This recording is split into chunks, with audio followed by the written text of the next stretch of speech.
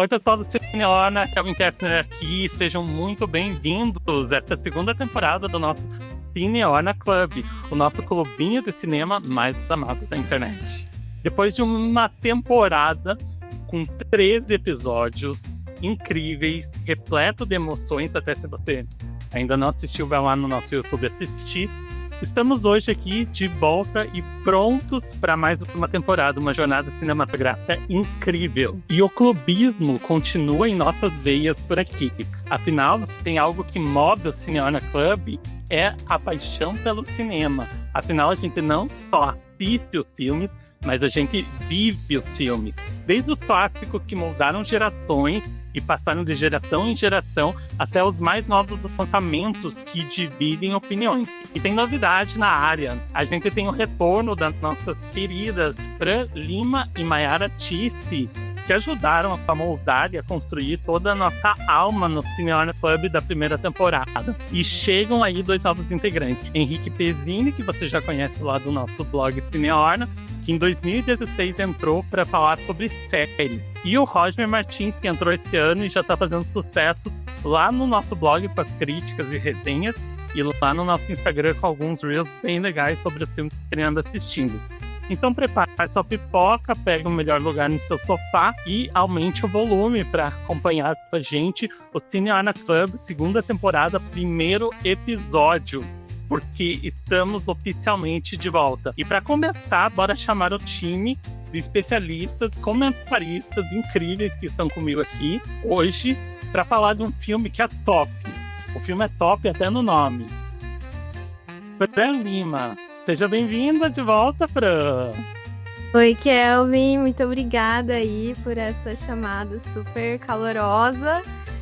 Tô bem empolgada, eu acho que especialista é um pouco too much pra mim. Eu sou, sobretudo, uma curiosa e uma apaixonada por filme, cinema, teatro, enfim. E eu espero poder contribuir um pouco com uma visão da minha área, que é uma área que, enfim, eu vejo alguns colegas também já migrando do que é o direito para a área do audiovisual. Por incrível que pareça, conheço pessoas próximas, inclusive, que têm feito essa migração. E é isso, tô bem empolgado para hoje. Que bom ter você de volta. Henrique Pezzini, seja bem-vindo, Henrique. Obrigado, boa noite, gente. Oi, Fran, oi, Kelvin. E também estou muito animado para contribuir com essa conversa aí sobre um filme que, olha, eu já vi faz muito tempo, tive que reassistir, admito, mas só para refrescar a memória, assim. Então acho que vai ser uma conversa bem legal. E Roger Martins, bem-vindo, Roger. Olá, gente. Oi, Fran. Oi, Henrique. Oi, Kelvin. Gente, é um prazer estar aqui com vocês.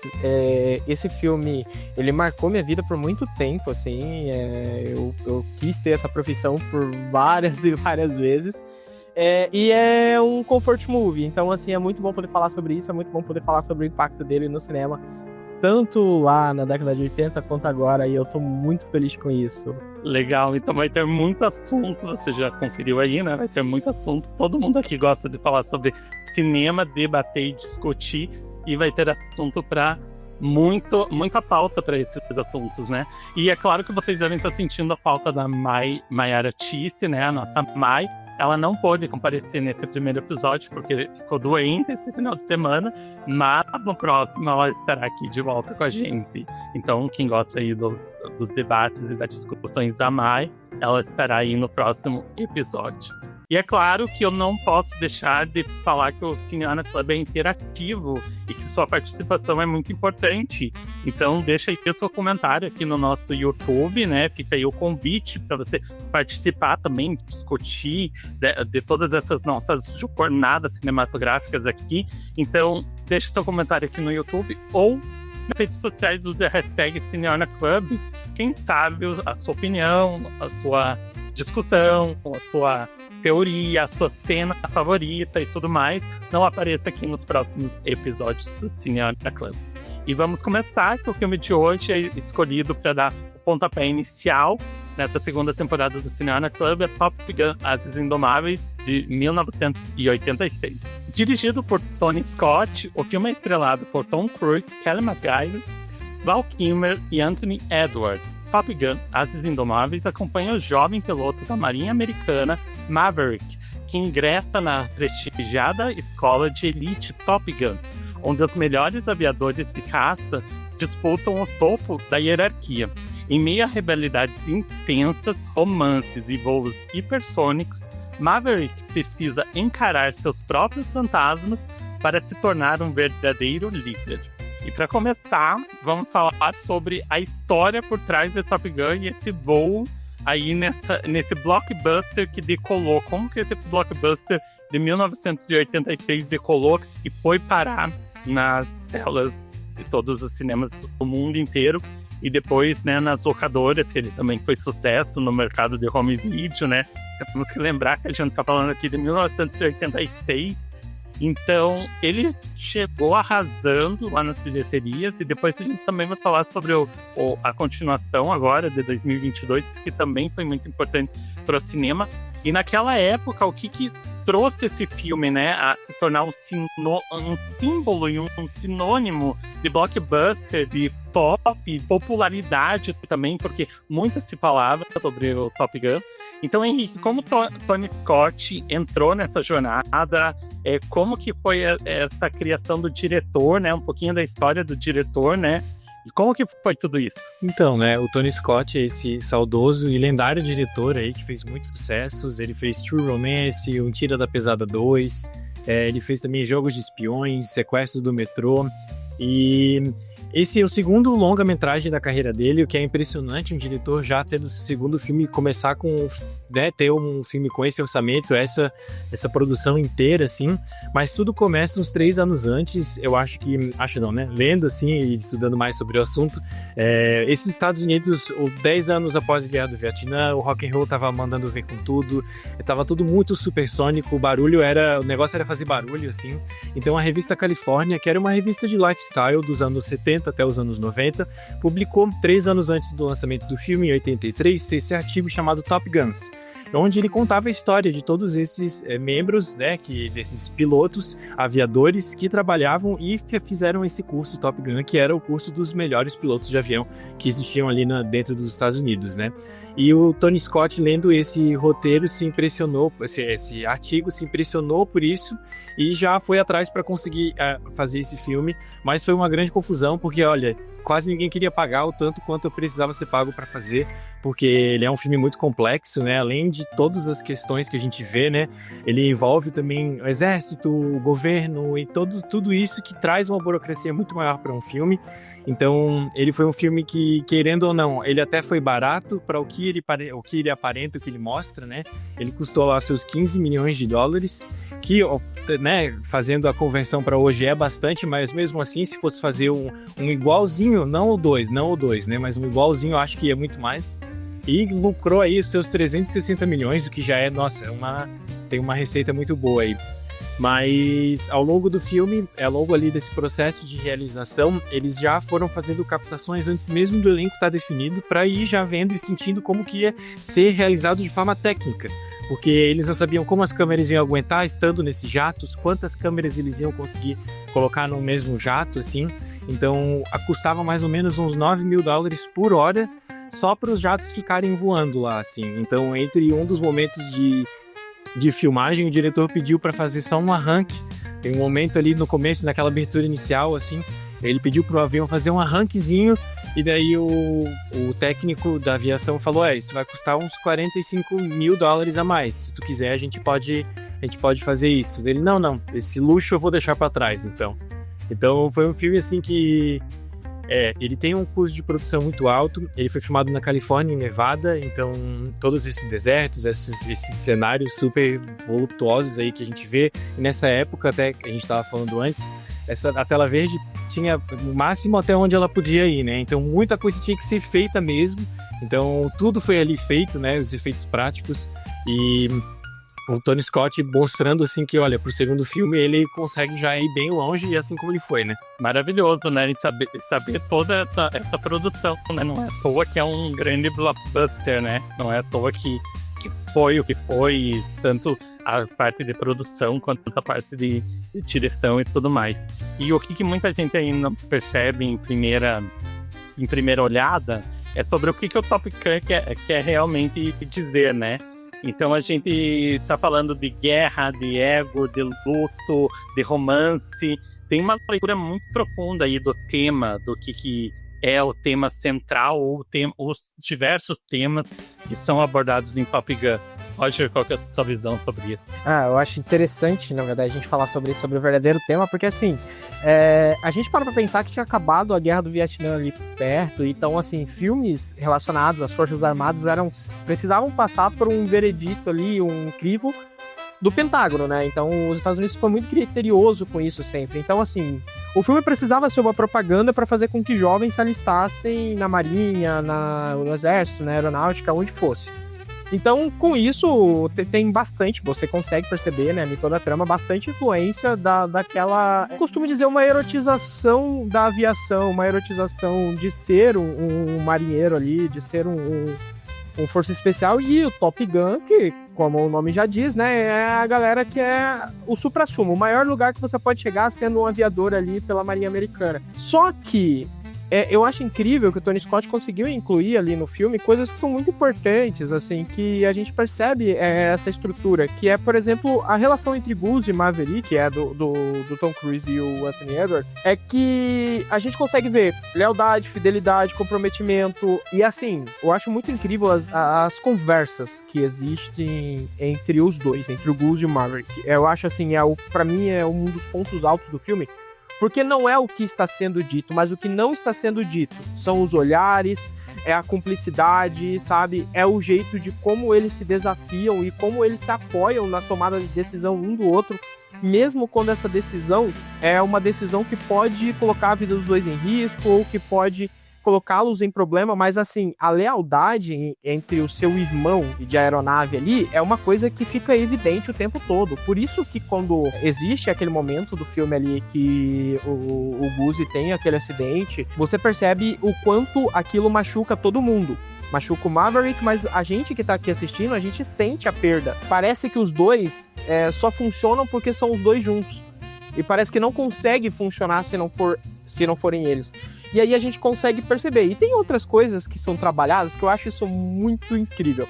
Porque assim, eu gosto de dizer que Top Gun é um filme a gênero. Então assim, ele consegue mostrar um personagem que é masculino e tudo mais, e a erotização do corpo, mas ele consegue relacionar com qualquer pessoa que estivesse ali. Se fosse uma mulher, se fosse um homem cis, um homem trans, uma mulher cis, uma mulher trans, você conseguiria sentir as mesmas reações olhando, porque você percebe que não tem a ver com uma parte sexual, mas tem a ver com você se chegar ao seu máximo. Então, aí você tem aquela criação, né? Eles criam aquela tensão sexual entre o Maverick e o Iceman, né, do Val Kilmer. Tipo, as cenas que eles estão no vestiário, assim, é absurdo, assim, a tensão sexual absurda. E logo em seguida, por exemplo, na cena que a gente tem dele jogando vôlei, logo em seguida você tem um corte pra ele indo correndo atrás da Charlie. E aí, assim, gente, tipo, como pode fazer uma tensão sexual absurda aqui jogando vôlei, que é aquela cena maravilhosa, pra uma outra tensão sexual absurda dele num jantar com a professora dela, a instrutora. Então, tipo assim, eu acho isso muito bem trabalhado. Isso era uma coisa muito comum na década de 80, né? Você vê até mesmo filmes que são um pouco mais jovens, como até mesmo o Clube dos Cinco, você vê bastante essa erotização, essa tensão sexual latente, assim.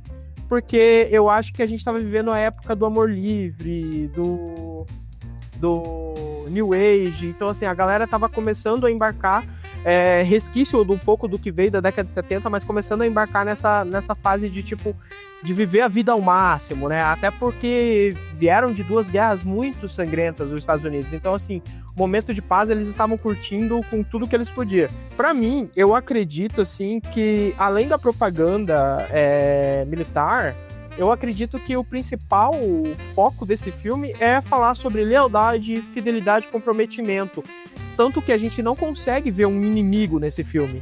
Você vê uma competição, mas é uma competição saudável, porque no momento que é mais crucial do filme ali, você consegue perceber que eles deixam as rivalidades de lado para poderem se apoiar. Então, tipo, é essa propaganda ao militarismo, né? Mas também tem muito a ver sobre esses valores que, principalmente a comunidade estadunidense, isso vale muito, né? Tem grande valor esse tipo de valores. Então, assim, eu acho incrível. Eu sou apaixonado por esse filme, então eu sou até difícil de falar, porque parece que eu tô defendendo causa própria. Maravilhoso, defendendo causa própria tá ótimo aqui. Já sabemos quem que vai defender Top Gun até o final. O Roger já trouxe aí um pouco dos personagens, né? A gente tem o Tom Cruise ali, que tava em ascensão, né, adolescente e tudo mais. Mas o filme tem grandes personagens também coadjuvantes e tudo mais. Temos a trajetória também do Val Kilmer, que faleceu esse ano, agora há pouco, né, e que participou de uma maneira bem especial da continuação, né, de 2022. Então, mas a gente tem muitos personagens e atores especiais nesse filme. Você destaca algum, Fran? Olha, eu acho que foi muito interessante o meu momento de intervenção ser bem agora, porque eu consigo me relacionar aqui com alguns dos pontos que tanto o Henrique quanto o Roger trouxeram, mas eu acho que talvez para contrariar um pouco o Roger, eu acho o filme um pouco nichado, sinceramente. É um filme de ação que eu tendo a ver, assim, como uma das questões de maior peso no filme, a propaganda militarista, de fato. Eu acho que a gente não pode... Acho que é incontornável a gente não contextualizar com a questão geopolítica, que o Roger trouxe muito bem, que era vivenciada na época. A gente não pode esquecer também que nos anos 80, a década inteira praticamente passou sob o governo do Reagan, então a gente teve uma ascensão muito grande do neoliberalismo. Com isso, essa intenção de provocar os jovens novamente a se alistarem, sobretudo homens. Então, tinha ali uma figura para ser vendida. O homem viril, que, por outro lado, também possuía suas interações super, hiper, ultra, mega homoeróticas com os seus parças, especialmente nos vestiários. Eu acho bem interessante, assim, captar isso com o olhar que a gente tem hoje. É claro que a gente não pode ser anacrônico, mas estava muito presente nos anos 80, né? As músicas estridentes, guitarras estridentes ali na trilha sonora e tudo mais, né? Eu acho bem interessante que isso, de certa forma, tenha sido replicado no Top Gun Maverick. Ele traz também essa propaganda militarista, ainda que não tenha sido vendido como tal. No primeiro, essa incidência do Pentágono, de fato, foi mais forte, por assim dizer. Até pelo que a gente acaba lendo, a título de curiosidade, parece que a própria personagem da Kelly McGillis era para ser supostamente uma colega piloto também. Só que por conta de intervenções do Pentágono, para não pegar mal a relação entre colegas, né, ali do mesmo extrato deles, eles a colocaram como instrutora, porque eu não sei até que ponto alivia. Até que ponto alivia, porque é uma interação entre uma instrutora e um aluno. Mas enfim, essa personagem dela é muito interessante. Eu tenho uma leitura completamente já impactada por uma perspectiva de gênero, né? Mas eu acho a personagem dela super interessante pela forma com a qual ela se posiciona perante o Maverick, ao mesmo tempo de uma forma muito assim impostada, né? Mas também traz ali uma certa vulnerabilidade quando ela fala, especialmente em uma das cenas que ela tá realmente se apaixonando por ele e tudo mais, né?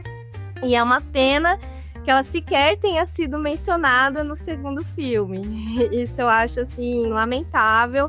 A gente sabe aí também, pelos rumores de bastidores, que aparentemente ela sequer foi chamada de volta ou conversaram com ela sobre a retomada do personagem de alguma forma, porque ela não performa mais aquela feminilidade sex symbol dos anos 80 que ela tinha. Hoje em dia ela já é uma senhora dos seus 60 e poucos anos, assim como o Tom Cruise é o senhor de 60 e poucos anos, né? Mas continua também performando aquela estereotipia, né, do cara que mesmo com seus 60 anos tá com tudo, né, tem um corpão, faz os seus procedimentos estéticos para manter feições mais jovens, ao que tudo indica. Nesse caso, a atriz que fez a personagem, ela sequer foi chamada para participar. Tem até uma cena no Maverick, desculpa estar falando mais do Maverick, mas é que depois de você assistir os dois assim em sequência, eu acho que é inevitável ficar fazendo essas comparações, né? Mas até tem uma cena que eles estão retomando ali, fazendo flashback de todo mundo no bar, cantando aquela música que tanto o Maverick quanto o Gus gostavam de cantar juntos ao piano. É pra ela supostamente aparecer ao fundo na cena original, só que ela não aparece no segundo, né, nesse flashback. Então, eu acho que no momento em que a gente ainda tá reverberando muito o filme A Substância, é muito interessante a gente fazer esse paralelo, né, do etarismo em Hollywood, principalmente com as mulheres. Ver também que quem foi convocada para fazer o par romântico com o Tom Cruise nesse filme de 2022 foi uma jovem senhora também, a Jennifer Connelly. Maravilhosa, nossa, adoro ela. Mas também que tá performando aquela feminilidade padrão, né? Magrinha, já, né? Eles dois poderiam perfeitamente ser considerados como um casal ali nos seus 40 e poucos anos, apesar de eles terem muito mais que isso na vida real. Fazer esses paralelos é interessante pra gente pensar nessa construção, né? Não só ali dos personagens em si, mas o que tá em volta, né? Do que acabou influenciando nessas escolhas de roteiro, elenco, enfim. Perfeito. Só trazendo um negócio, já deixa o Roger que queria falar. A propaganda foi tão certa do militarismo e tudo mais que no ano seguinte as projeções de aumento de alistamento foram em torno de 500%. Então a propaganda deu certo, a propaganda funcionou. A propaganda ela deu super, certo. ela tá ali, né, pra isso. E eu acho que até questionaram em um determinado momento o Tom Cruise ao longo da sua carreira sobre esse envolvimento com esse filme, porque, salvo engano, ele se posiciona como um democrata, né? De alguma forma o questionaram sobre isso e ele tentou justamente sair por uma tangente ali, falando que realmente o filme ele não é só sobre isso. Tanto é que eu não penso em voltar para uma nova edição, se tiver, e tava ele lá, né? 20 e poucos anos não, né? 40 anos quase. A gente que acaba nascendo, sabe, Henrique, nos anos 90, a gente tem uma impressão de tempo um pouquinho mais, assim, né? Década de 80 foi ontem, né, Kelvin? Foi ontem. Então, quase 40 anos depois estava ele lá de novo, né? E, enfim. Eu concordo claramente com vocês nesse aspecto, que ele traz muitos problemas. Eu acho que no segundo filme, inclusive, eles perpetuam muitos desses problemas. Tentam resolver algumas coisas, mas não resolvem. E eu tento colocar em perspectiva, tipo, a época, sabe? A gente tava no auge da Guerra Fria e tal, então, assim, tipo, a propaganda militarista, não que fosse necessária, mas a propaganda militarista era o que tinha em basicamente vários filmes. Naquela época, a gente consegue ver, assim, um conglomerado de filmes que fazem esse tipo de propaganda, que era justamente para aumentar esse alistamento de pessoas voltarem, porque o medo iminente de mais uma guerra era latente ainda na população, né? E o que eu acho, assim, que não somente a Kelly McGillis, quando a gente pensa em personagens que foram esnobados, né, nesse longa, principalmente no segundo, do Maverick, eu penso também na Meg Ryan, né? A Meg Ryan que poderia... Tipo, eles trazem ali uma narrativa de que ela já faleceu, mas, tipo, poxa, ela poderia ter participado do filme, aparece ela só em flashback e tudo mais tal, então, assim, eu fico muito triste com isso, assim, porque por mais que eles trazem excelentes atores, eu gosto muito do Miles Teller, eu acho ele um ator em ascensão excelente, assim, ainda mais ele fazendo o papel do filho do Goose, né, ele como Rooster agora, então, tipo... mas eu acredito que tinha espaço ainda pra trazer algumas dessas pessoas, sabe? Mas a gente não pode esquecer também que a aparição do Val Kilmer em Maverick foi uma do ápice, assim, né? Ele teve todo aquele tratamento de IA na sua voz e que fez com que aquele momento se tornasse especial, assim, né? É muito bonito aquilo, porque, assim... não parece que os dois estão atuando, parece que os dois estão se reencontrando mesmo porque estavam com saudade um do outro, assim, eu acho muito interessante, assim, de novo aquilo que não é dito, né, aquilo que você consegue ver no olhar do ator ali, enquanto ele tá representando um papel. E sim, a gente não pode deixar de lado todos esses problemas, eu acredito, assim, que são problemas absurdos que a gente vê, principalmente na questão do etarismo, latente, eles tentam reformular, mas mesmo assim ainda continuam trazendo os mesmos problemas que já tinham lá na década de 80. Perfeito, Roger. Henrique, você destaca algum dos personagens ali coadjuvantes também, a importância deles no Top Gun, na história do Top Gun? Eu vou dizer que eu gosto muito do Iceman, assim, principalmente pelo cabelo dele. Vou dizer que até me inspira um pouco, assim, é uma coisa bem... Mas eu gosto principalmente porque, assim, né, o Val Kilmer de primeira não queria fazer o filme porque ele achava muito propaganda, né, de guerra e tal. Mas ele aceitou, diz que fez de mau jeito e as pessoas guardaram um carinho muito grande por aquilo que ele fez, supostamente de mau jeito, né, contra a vontade, mas assim, contra a vontade com o cheque que ele deve ter recebido, acho que nem tanto contra a vontade assim, né. Mas ele é um antagonista, assim, muito interessante. Porque eles falam ali no começo, né, do treinamento, enquanto vocês estão em combate é uma coisa, quando nós estamos no solo, nós somos todos do mesmo time, assim, né? Então, esse antagonista, assim, que parece uma coisa bem desenho do Tom e Jerry, né? Tipo, ele vai fazer tudo o que ele quer pra contrariar ele vai conseguir ganhar a competição e tal, mas aí no final, pô, eles se abraçam e tal, todo aquele clima. Então eu acho interessante esse arco, assim, de personagem, porque ele tem uma coisa mais otimista, assim, e eu acho que ele soube pegar bem esses traços vilanescos e bem cartunescos, assim, do personagem e jogou pro Tom Cruise, que tá super, né, ele tem um pavio curto, né? Ele é um cara de pavio curtíssimo. Então, tipo assim, ele é super irônico, sarcástico. Acho que é um personagem muito gostoso de assistir. Maravilhoso. Eu também gosto muito dele, apesar de eu ter um pouquinho de ranço dele, às vezes. Mas ele fez um papel muito bom, né? Não é vilão, mas a gente sente a rivalidade entre os dois, né? Muito intensa ali durante todo o filme. E a gente falou muito aqui sobre... Até a Fran brincou aí que 1980 é logo ali. Pra mim foi ontem, tipo assim, mas não, já se passaram 40 anos, né? Daí já vai fazer 40 anos, ano que vem o filme completa 40 anos do seu lançamento, né? Em 2026. E em 2022 a gente teve a continuação com Top Gun Maverick aí lotando os cinemas. A gente vê a ascensão do cinema em 1986, né? As salas de cinema com um boom de volta.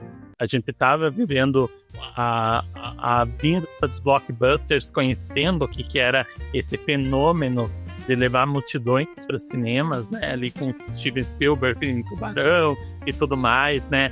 De Volta para o Futuro. Então já veio numa leva assim, de filmes que levavam muitas pessoas ao cinema. E agora, em 2022, a gente tem ele retornando após um período que a gente ficou um ano e meio sem ir aos cinemas ou com os cinemas super vazios por causa da pandemia da Covid-19, né?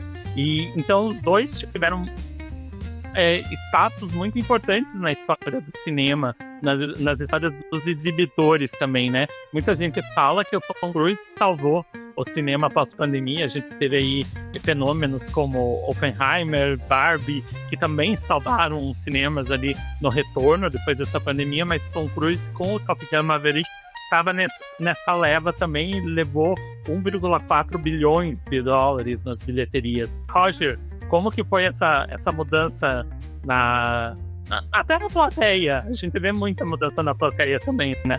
Sim, na verdade, assim, tanto o primeiro filme, que teve todo esse impacto, principalmente como a gente já trouxe aqui, de alistamento e tudo mais, que aumentou esse número, então assim, as pessoas, e que basicamente o primeiro filme não teve tanta verba, assim, de propaganda, eles não tiveram um marketing tão afinco, foi mais o boca a boca que fez o primeiro filme.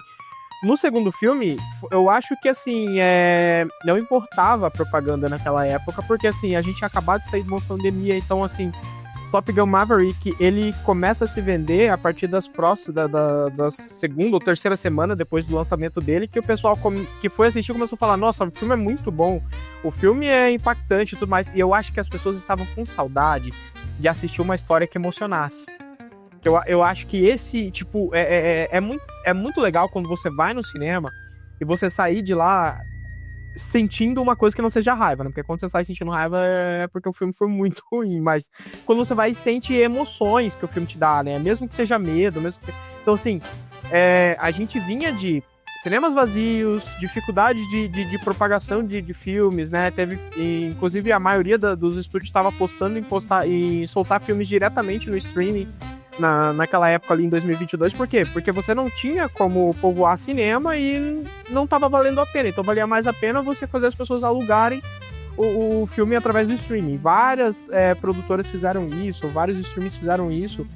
Então, o Top Gun Maverick mostrou que, não, o cinema ainda é um evento que vale a pena ser vivido, sabe? O cinema ainda é um evento que vale a pena você desfrutar. É uma sensação única, porque, assim, assistir um filme em uma sala de cinema não tem comparação. É muito diferente de você assistir em casa ou de você assistir com amigos. Quando você tá no cinema, é uma imersão. Foi uma coisa que foi inventada há mais de 100 anos, né? E que você entra ali, começa a assistir e você se sente transportado para aquele mundo. Eu acho que todo mundo tem na memória a primeira vez que entrou numa sala de cinema e assistiu um filme, assim, sabe? Que você assistiu ele do começo ao fim. E que, tipo, pode ter sido até um filme que não é tão bom assim, mas que essa experiência de ir ao cinema, ela impacta a gente. Então, assim, e quando a gente pensa que o filme fez $1,5 bilhão de dólares, né? A gente percebe que, tipo, não é qualquer filme, né? A gente vinha de bastante blockbusters aí, da Disney com a Marvel e outros filmes aí também que vem fazendo bilhão, mas que não é tão fácil um filme bater na casa dos bilhões, assim, né? E ele fez $1,5 bilhão, tipo, então é muita gente. Em todos os mercados que eles estreavam, as pessoas iam assistir. E eu acho que, assim, ele trouxe aquela vontade que, inclusive, eu sou uma pessoa, assim, que eu tinha perdido um pouco da vontade de ir ao cinema. Até porque, na época, eu trabalhava como enfermeiro. Então, assim, a pandemia agravou bastante essa sensação de medo e tudo mais. Então, assim, você não tinha vontade de sair de casa, de se socializar, de estar em comunidade. E poder ir ao cinema e assistir um filme bom, assistir um filme que emocionava, me fez me lembrar bastante, assim, de quando foi que eu fui assistir Titanic, que eu era uma criança ainda e fui com os meus pais, e que foi uma experiência fantástica. Eu acredito que Top Gun, tanto lá atrás, que ele teve um impacto para essa questão de alistamento, aqui ele trouxe uma questão um pouco mais humanitária, de fazer as pessoas acreditarem de novo na magia do cinema. Eu fico muito feliz de que isso possa ter acontecido e que a gente viveu para poder ver isso e para poder presenciar isso. Perfeito. Presenciamos, porque eu fui assistir Maverick no cinema. Pra você também foi assistir Maverick no cinema? Gente, não, uma vergonha pra classe, né? Mas assim... como eu disse pra vocês, não é um dos filmes que me empolgam mais. Eu confesso que o grande motivador pra eu assistir foi a trilha sonora da Lady Gaga, porque eu sou muito Little Monster. Então, eu tava aguardando pra ver como é que a música dela ia ser utilizada ao longo do filme, porque a gente sabe que houve algumas músicas no primeiro que marcaram, né? Eu achei interessante a maneira como eles inseriram inicialmente só com uma versão instrumental e depois acho que mais pro final só é que a gente vai ouvir ela da sua forma cantada pela diva, né, que em breve estará arrasando aí nas praias do Rio de Janeiro. Eu acho interessante a gente recuperar um momento de volta a frequentar o cinema, porque eu também estava com muita expectativa de retomar, só que eu ainda demorei um pouco para voltar a frequentar assim com mais regularidade mesmo. Acho que foi mais esses últimos 2 anos que eu voltei a frequentar com super regularidade, assim, de ir ao cinema praticamente quase toda semana, né? E algo que acho que, não sei quem mencionou, não sei se foi o Kelvin, se foi o Roger, mas sobre a gente notar, assim, essa questão dos hábitos das pessoas, né? Eu vejo que talvez a pandemia tenha estragado um pouco a gente, porque eu vejo que algumas pessoas estão tendo muitas dificuldades de fazer essa imersão da qual o Roger falou mesmo, né? A gente ainda vê pessoas muito atentas ao celular, conversas em um tom mais alto, né? Ainda bem que o som de Maverick é muito bom. E dependendo do cinema que você vai, melhor ainda, né? E imagino que tenha sido. Eu acabei ficando com isso, assim, sabe? Essa questão da gente notar no pós-pandemia, mas eu tô achando muito interessante que cada vez mais a gente tá tendo essa experiência dos filmes evento, né? Então, se a gente for pensar na nossa questão assim mais regional, Ainda Estou Aqui recentemente, que bombou bastante, fez muitos brasileiros irem ao cinema, independentemente de serem tocados ou não pelo tema do filme, e no final das contas acabaram sendo. Eu acho que sobre essa questão, né, da retomada do cinema, seria basicamente isso. Perfeito. Henrique, você foi vivenciar essa experiência com Maverick de volta após a pandemia nos cinemas, ou demorou mais, ou já foi logo que abriram, já voltou no cinema? Como que você sentiu essa volta? Então, eu fui, assim, eu acho que esse filme se beneficiou muito por uma dose de nostalgia dupla, assim, né? Porque não só pela própria franquia, tudo mais, né? Mas esse retorno pros cinemas. Tanto que eu acho que ele, se tivesse sido lançado um período anterior à pandemia, eu não sei se ele ia ter feito esse boom tão gigante que ele fez. E ainda mais porque 2022, 2023 a gente já vai tendo uma fadiga aí de Marvel, Star Wars e tal. Então precisava de um IP, assim, né? Uma coisa, marca registrada que tivesse uma frescura, assim, ainda, né? Então eu acho que ele tinha, até porque, né, o Tom Cruise, ele fez 300 franquias e essa era a única que estava aí, né, pendente com uma sequência. Mas eu fui assistir, confesso também que ele não era muito meu filme, porque eu não sou muito desses filmes, assim, muito...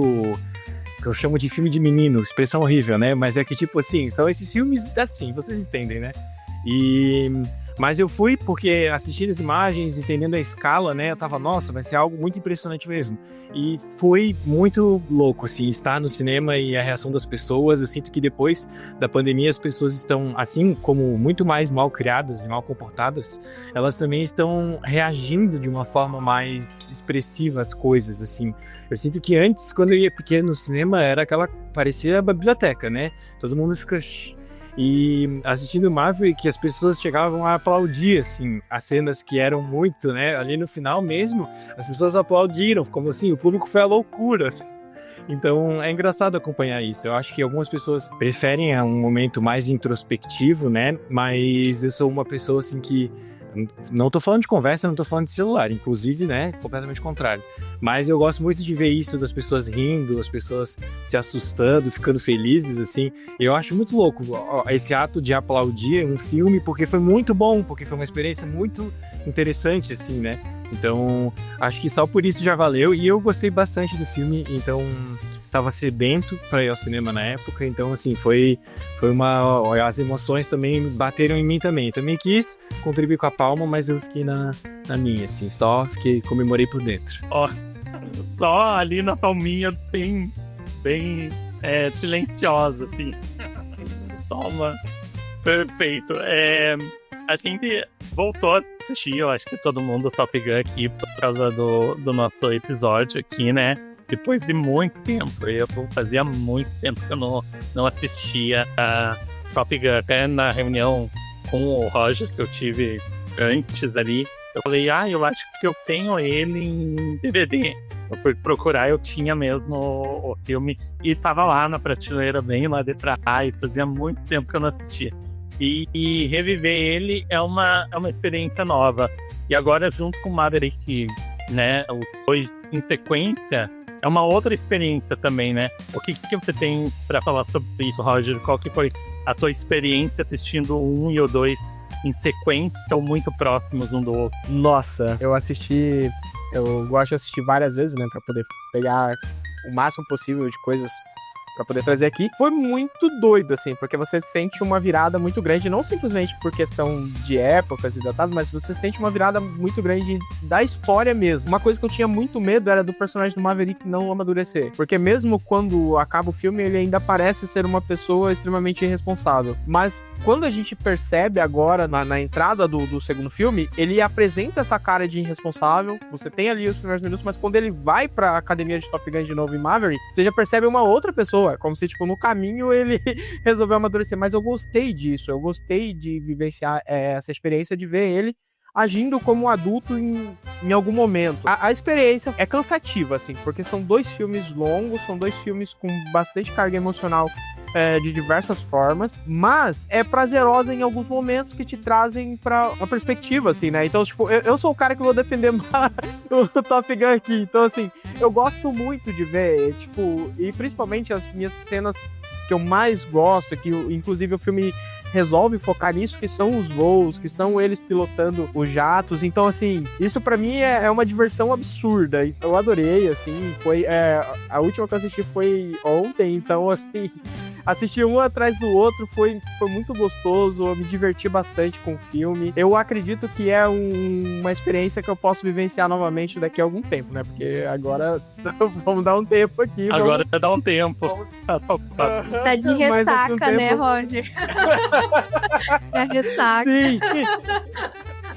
Então, assim, depois dessa ressaca de tanta testosterona nesse filme, né, eu quero passar um tempinho assistindo outras coisas e tal, mas é um filme que eu pretendo revisitar novamente e assisti-lo novamente. E pra você a experiência de rever o Top Gun e assistir ele com ou sem a continuação, ou já sabendo da continuação desses personagens? Gente, foi uma experiência antropológica muito interessante, porque eu assisti o primeiro quando eu era muito pequena e também tenho essa pegada do Henrique, muito manly, muito filme de menino.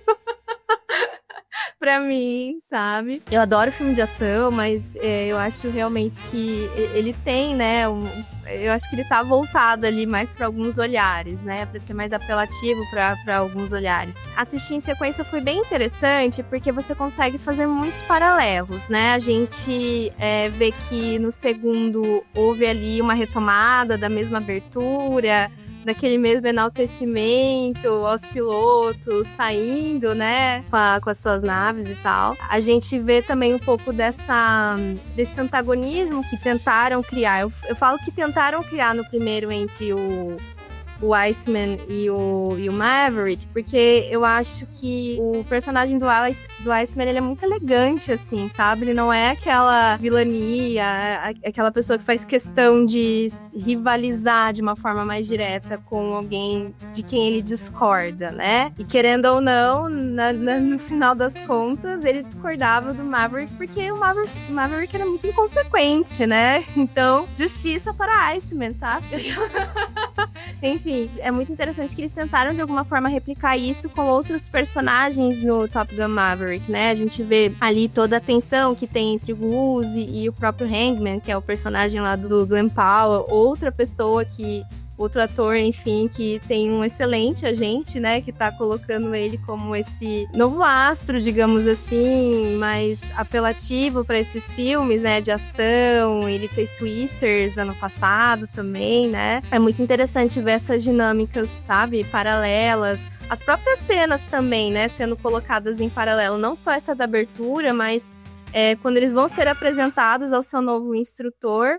Da mesma forma que houve aquele choque do Maverick a ser apresentado para Charlie no primeiro, houve o choque da galera do segundo a ser apresentado para o Maverick no segundo filme, né? Então, eu achei muito interessante ir captando, assim, esses paralelos que eles tentaram replicar, para além, é claro, de tentar emular a mesma energia daqueles anos 80, né?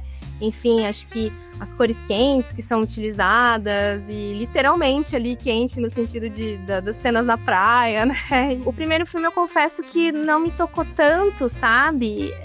Mas o final do segundo eu acabei ficando bastante emocionada, assim, por incrível que pareça. Apesar de ter várias ressalvas ali ao longo da fórmula que eles utilizam no segundo, eu achei muito interessante, assim, essa retomada, né, dessa reconstrução dos laços que ele tem com o filho de alguém que foi muito importante pra ele, no caso ele, né, o Maverick teve com o filho de alguém que foi parceiro dele durante muito tempo, né, na atividade que ele acaba fazendo com maestria durante muito tempo também, né. Achei super bom, assim, sabe, ter conseguido fazer esses links, assim, sabe, porque é de fato cansativo, né, Roger, mas depois que você assiste, você fala assim, nossa, realmente, hein, foi interessante passar por essa jornada, né?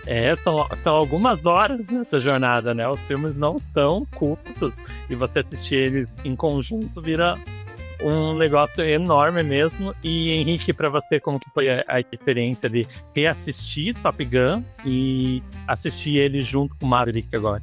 Então, eu como um grande fã do Richard Linklater, adoro quando um elenco faz um filme agora e daqui a tantos anos. Então, assim, eu gostei muito dessa passagem de tempo, porque é muito legal ver as pessoas envelhecidas, né? Muito tempo passou, e também ver isso nos personagens, né? Porque às vezes, quando a gente vê uma sequência que foi feita muito perto ali, 3, 4 anos, eles tentam fingir esse tempo que passou, esse envelhecimento dos personagens, amadurecimento dos personagens, mas às vezes não dá pra colar muito bem porque não parece, né? Mas ali, tudo isso fica muito evidente. Essas pessoas estão mais velhas, esse tempo passou demais. Então, é muito legal. Eu achei muito interessante. E eu acho que, assim, em conjunto, o segundo, eu acho que ele dá um upgrade na visão que eu tenho do primeiro, que eu tive do primeiro, principalmente, assim. Porque o segundo funcionou mais como uma nostalgia desse tempo que já passou, assim, né? Eu senti todas as vibes. Então, gostei muito. Acho muito legal ver isso como um retrato do tempo. E é um retrato de pelo menos 30 e poucos anos, né? Então é bastante tempo. E o amadurecimento vem. É muito legal ver o amadurecimento dos personagens, das pessoas mesmo, dos atores mesmo, né? A gente tem ali todas as expressões voltando. É bem legal ver essa evolução, tanto na personalidade quanto nessa evolução de cada um, que todo mundo está carregando por tantos anos, né? Carregou por tantos anos até vir essa sequência. E para encerrar a nossa pergunta de sempre em todos os episódios do Cineona Club é sobre a cena mais marcante. Qual cena que marcou o filme Top Gun? E para você, Roger, qual que foi a cena que sempre estará na sua memória para sempre? Nossa, esse é um filme que que ele é esteticamente muito bonito, principalmente o primeiro filme, assim. É a cena do início, onde você tem ali um clipe musical com as naves e tudo mais. É emblemática, mas a cena que mais me marca no filme é aquela cena entre o Maverick e a Charlie. Ela é empolgante, ela é tocante, ela é sedutor, é intensa. Eu acho muito bonito aquela cena, sabe? Eu acho que, tipo, ela vem de um momento onde você não tenta plastificar uma relação sensual, sabe? Você deixa uma relação sensual mesmo. E isso eu acho muito incrível, assim. Tanto que na nossa reunião anterior eu falei sobre isso, tipo, que essa cena eu acho uma das cenas mais bonitas do cinema, assim. Você vê o vento batendo nas cortinas, entendeu? Você vê aquela penumbra com a iluminação mais fria. Eu achei fantástico. E no Top Gun Maverick, a minha cena favorita, justamente a cena que a Fran tava falando aí do final, onde ele consegue criar essa relação, mas é justamente onde eles estão ali na batalha e que ele tenta puxar as cordas de ejeção ali, né?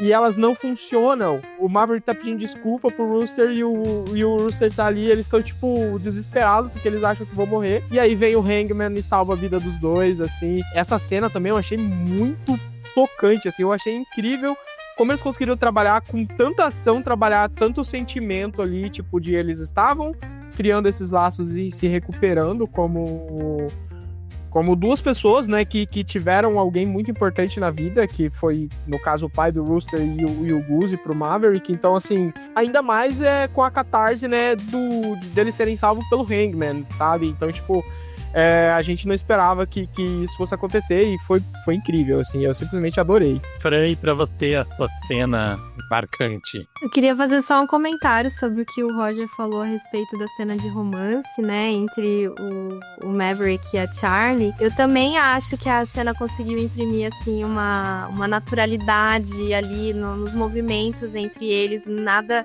Tem uma teatralidade ali, tem, né, óbvio. Mas eu acho que eles não estavam cuidando muito, assim, com minúcia, sabe? Preciosismo, precisamos ficar bonitos para a câmera ou algo nesse sentido, como a gente vê em alguns filmes, até mais atuais, né? Então, eu achei bem interessante revendo. Mas, no primeiro filme, se eu tivesse que escolher uma cena favorita, como uma boa mulher que adora ver uma outra Amanda empoderada, eu adoro quando a Charlie entra na sala e eles descobrem que ela é a instrutora, uma figura de autoridade ali entre eles, depois de terem passado vergonha, né, lá no bar, né? Adoro essa cena, acho ela maravilhosa, porque tem também, né, os seus elementos cômicos ao longo do filme, né? Então, eu gosto bastante dessa cena. E como a gente tá tratando dos dois, querendo ou não, né, e pra quem como nós viu os dois na sequência, a gente acaba ficando meio que grudados com esse cordão umbilical, né, entre os dois. O segundo filme realmente me emocionei muito com a cena de aparição do Val Kilmer. Eu tava aguardando muito essa cena, porque eu gosto do trabalho dele, desculpa, mas não o Top Gun especificamente. No caso de lembrar muito dele, gosto muito do trabalho que ele fez em The Doors. Teve um outro filme que ele fez nos anos 90, que é A Primeira Vista. Eu me lembro que me tocou bastante, porque ele faz uma pessoa com deficiência visual. A cena que ele aparece realmente, pra mim, foi muito emocionante, até porque também tem isso que eu mencionei, que é eles tentando trazer aí mais uma veia cômica, né? Inserindo o Iceman como essa pessoa de referência pro Maverick também, que se tornou ao longo desses anos. Não só naquele momento que a gente conseguiu ver, daquele vislumbre do que eles viveram lá, né, juntos nos anos 80, enfim, mas depois. Então foi uma cena que realmente me tocou. São boas cenas escolhidas. E você, Henrique, que cena que ficou aí na tua memória? Então, do primeiro, eu vou ter que falar que o início ali, a abertura, eu gosto muito porque me dá essa sensação que antes os filmes tinham muito mais tempo, ou o tempo que eles tinham era muito mais dilatado, assim, né? Então é gostoso começar o filme porque parece que é um período de descompreensão.